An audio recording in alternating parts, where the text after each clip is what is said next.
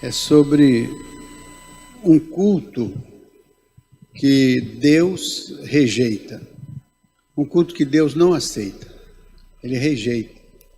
Eu fiquei intrigado com isso e fiquei lendo, pensando, mas existe verdadeiramente na Bíblia uma forma de culto, um modo de cultuar, um conteúdo de culto que o Senhor nosso Deus rejeita. E às vezes nós incorremos nesse erro, praticamos aquilo que Ele rejeita. E por causa disso, o nosso culto não é agradável por conta disso, o nosso culto não se realiza. Então ele se realiza na forma, aqui entre nós, mas ele não se realiza no efeito, que é aproximar de Deus a nossa verdadeira adoração.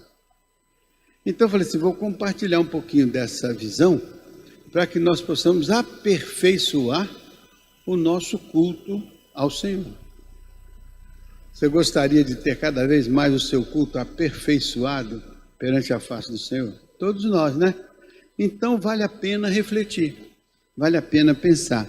Eu queria que a pessoa que nos ajuda lá no multimídia colocasse aí no livro do profeta Isaías, o capítulo 1, a partir do verso 10.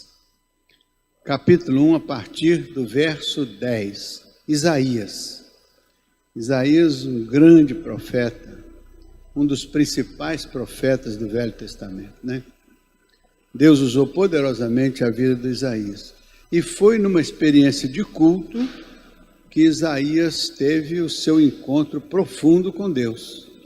E foi numa experiência de culto que ele se sentiu, assim, inadequado para cultuar a Deus. Ele olhou para ele e disse, eu sou um homem impuro, minha vida é impura, meus lábios são impuros, minhas companhias são impuras, habito no meio de um povo de lábios impuros. Mas hoje aconteceu algo diferente comigo.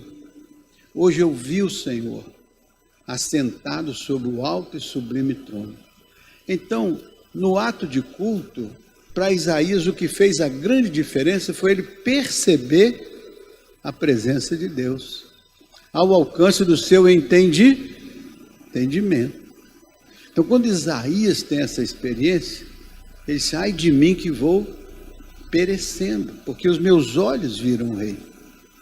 Naquele momento, Deus teve muita compaixão dele e ordenou a um dos seus anjos que estava ao redor lá do seu trono, ele disse, vai lá no altar, tira uma brasa viva e toca nos lábios do Isaías.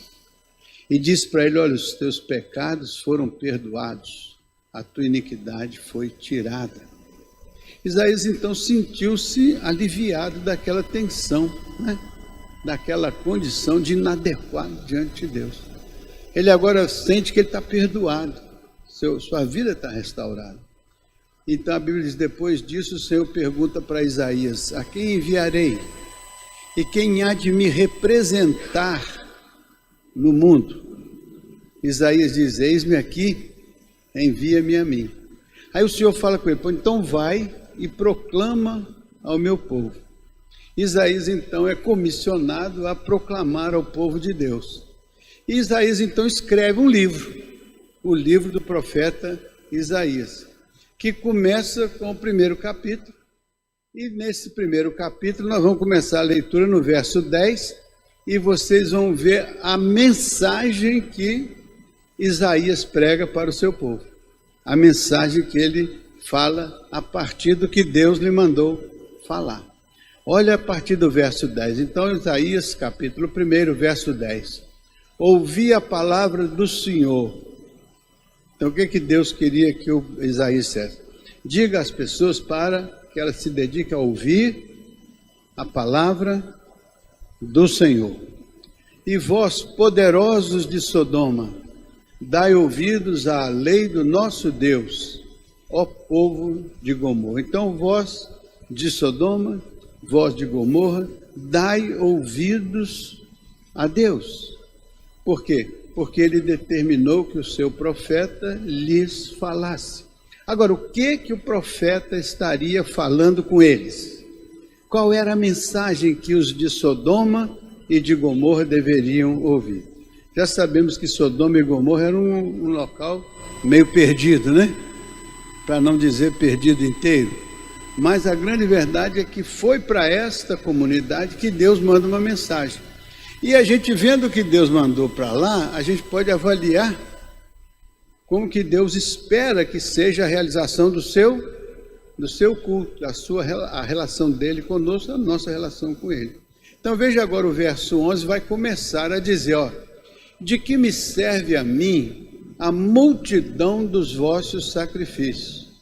Sodoma e Gomorra prestava ao Senhor uma multidão mas o que a gente entende na Bíblia sobre Sodoma e Gomorra não tem nada a ver com uma vida de santidade diante da face do... Então, eles cultuavam com uma multidão de sacrifícios, mas Deus não estava aceitando aquela adoração, não estava aceitando aquele culto, tanto que é isso que ele vai dizer. De que me serve a mim a multidão dos vossos sacrifícios, diz o Senhor? Ele pergunta, de que me serve a mim a multidão dos vossos sacrifícios?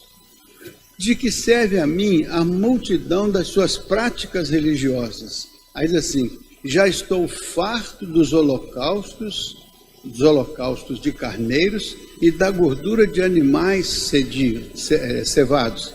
Nem me agrado de sangue de bezerros, nem de cordeiros, nem de bodes. Então o que você diz? Eu estou farto de toda essa parafernália que vocês apresentam. Eu estou farto. Eu não me agrado disso.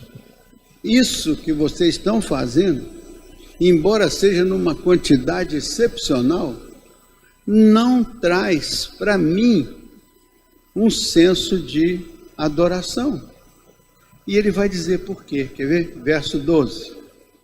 É muito interessante essa leitura, porque prepara a gente para cultuar com entendimento.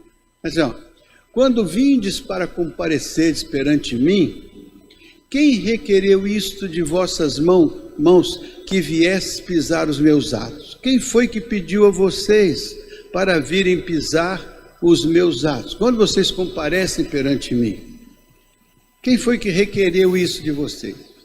Então, ele vai concluindo, verso 13, quer ver? Olha que coisa interessante. Não continueis a trazer ofertas vãs. O incenso é para mim abominação. E as suas luas novas, e os sábados, e a convocação das assembleias, não posso suportar a iniquidade, nem mesmo a reunião solene. Então Deus está falando assim, o que adianta você vir aqui? Quem que te pediu para vir aqui? Você decidiu vir? Você tem a decisão pessoal de vir? Veio para a adoração? Muito bem. E agora? Por que você continua a trazer ofertas vãs? O incenso que vocês queimam, para mim, é abominação. Olha, Deus está sendo muito duro com eles, não está?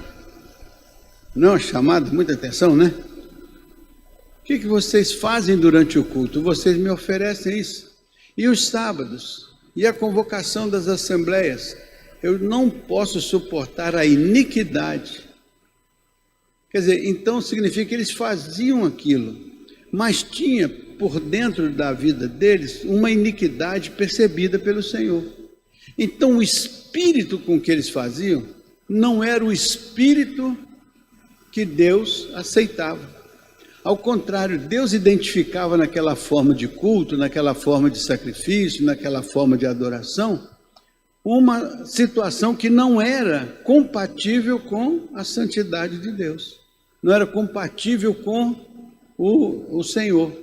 Então aquela adoração, ela era vazia aos olhos do Senhor, e mais ainda, ela era contrária ao propósito do Senhor.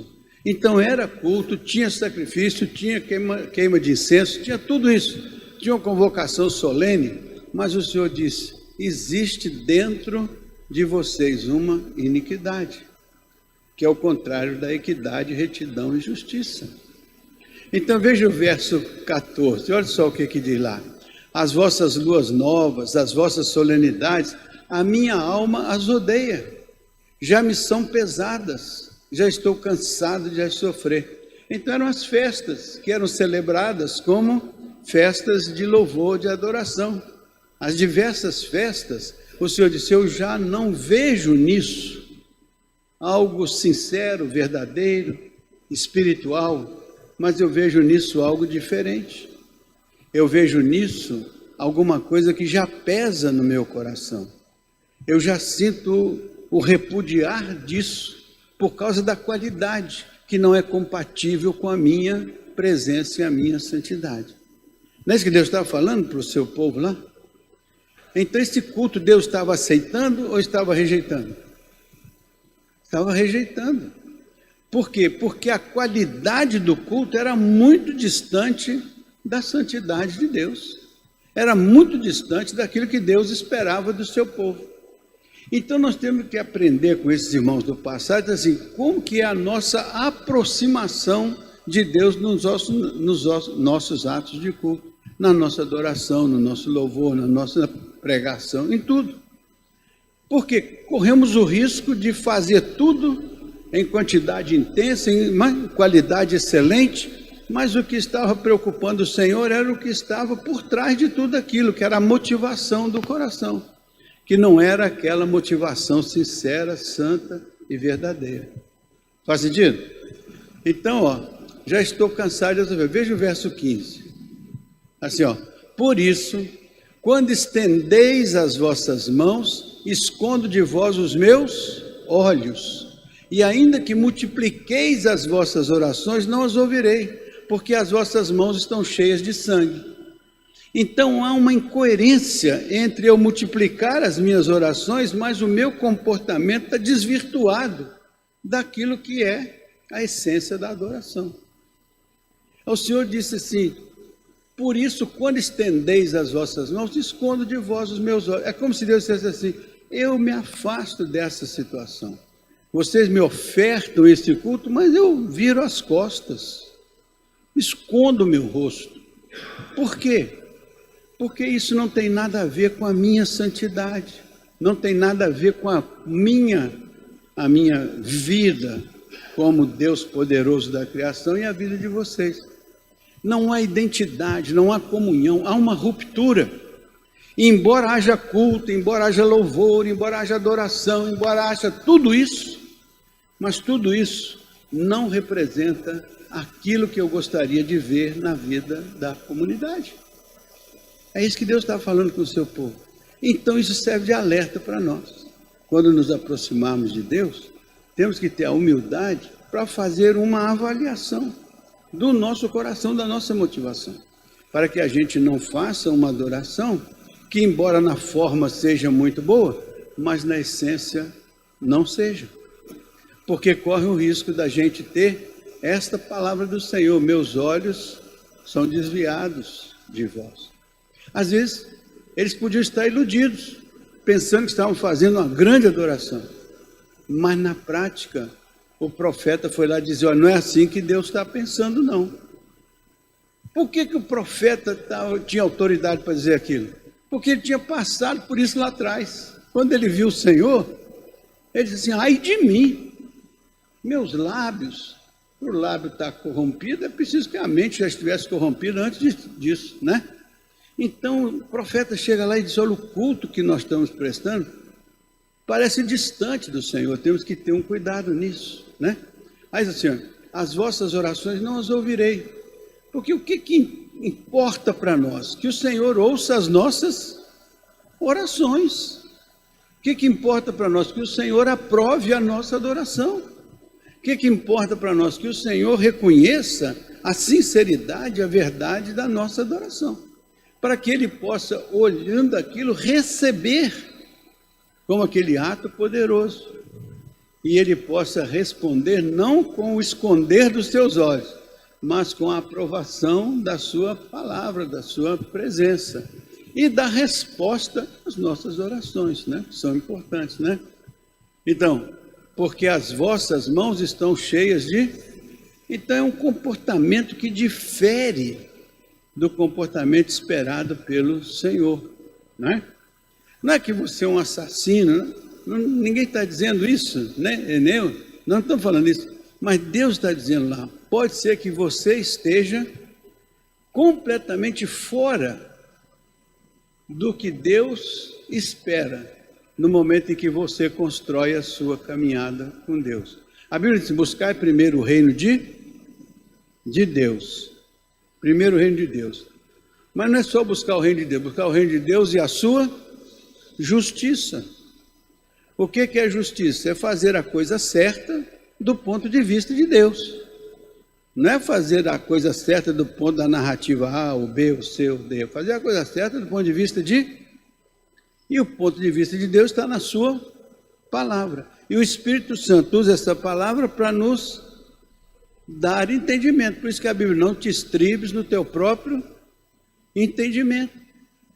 Que o Espírito de Deus possa estabelecer os nossos pensamentos e os nossos sentimentos. Obra do Espírito. Dessa maneira, comparecemos perante o Senhor com inteireza de coração, com identidade espiritual acertada. E aí depois ele diz, e todas as demais coisas serão, primeiro o reino, a sua justiça, né? Primeiro o reino, autoridade, soberania de Deus, a sua justiça, nosso comportamento diário, e todas as demais coisas serão acrescentadas. Então, muitas vezes nós buscamos todas as demais coisas e se sobrar um tempinho a gente, né, vai para o reino. Mas a ordem, a sequência é primeiro o reino, depois a justiça de Deus, depois as demais coisas, para dar um sentido de coerência naquilo que a gente reconhece como soberania de Deus, né, poder de Deus.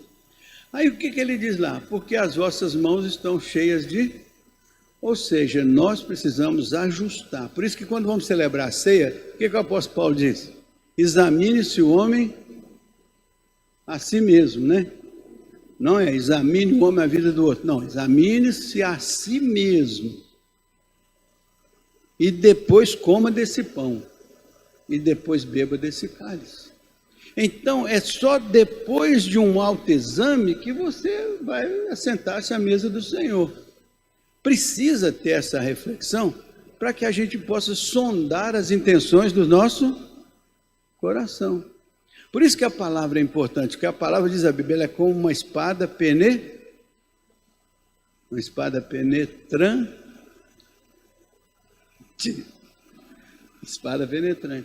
que vai até o interior da alma, lá na medula, lá no mais íntimo do coração, e serve para quê?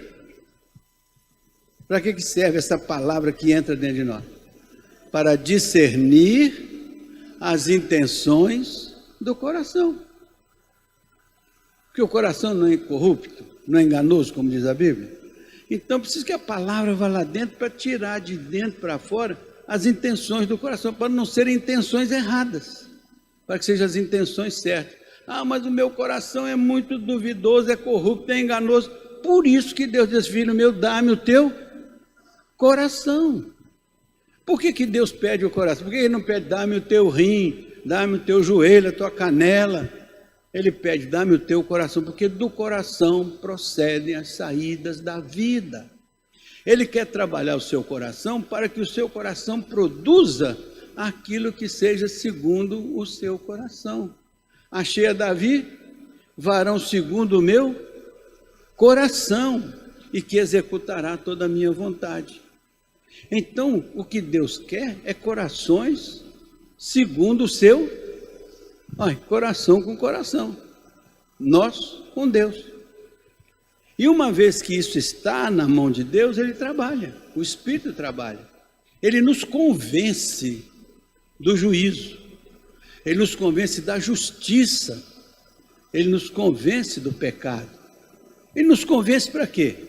Para que a gente faça uma revisão e ajuste a adoração da gente ao padrão de Deus, e não ajustar Deus ao nosso padrão, porque se Deus fosse se rebaixar ao nosso padrão, a sua santidade vai por água abaixo, porque nossa justiça é trapo de imundícia.